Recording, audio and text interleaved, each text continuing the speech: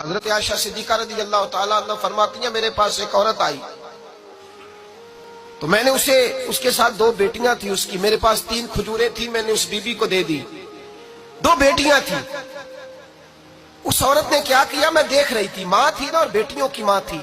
اس نے پہلے ایک ایک کھجور دونوں بیٹیوں کے منہ میں ڈالی اور پھر جو کھجور اس کے پاس بچ گئی میرا خیال تھا یہ کھائے گی، لیکن اس ماں نے اس کھجور کے 2 ٹکڑے کیے اور وہ بھی اپنی بیٹیوں کے منہ میں ڈالے۔ حضرت عائشہ صدیقہ فرماتی ہیں اس کا عمل اتنا حسین تھا، اس بی بی کے اس عمل کے اندر اتنا حسن تھا کہ میری آنکھوں میں بھی وہ بات رہ گئی، دل میں بھی رہ گئی، روح میں بھی سما گئی، اس کے حسن اور تاثیر کو میں بھلا نہ سکی۔ شام تک وہ کیفیات، وہ انداز، وہ اس عورت کا طرز، اس کا وہ انداز میری طبیعت کے اندر بار بار مجھے اس کی طرف متوجہ کرتا رہا۔ شام کو محبوب تشریف لائے، نبی کریم صلی اللہ علیہ وسلم شام کو جب تشریف لائے تو حبیب پاک علیہ السلام کو میں نے بتلایا، میں نے کہا حضور بی بی آئی تھی،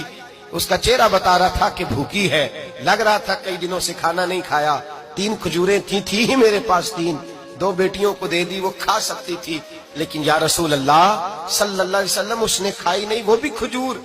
2 ٹکڑے کر کے بیٹیوں میں بانٹ دی ہے۔ حضرت عائشہ کہتی ہے دیر تک حضور میری بات کو سنتے رہے،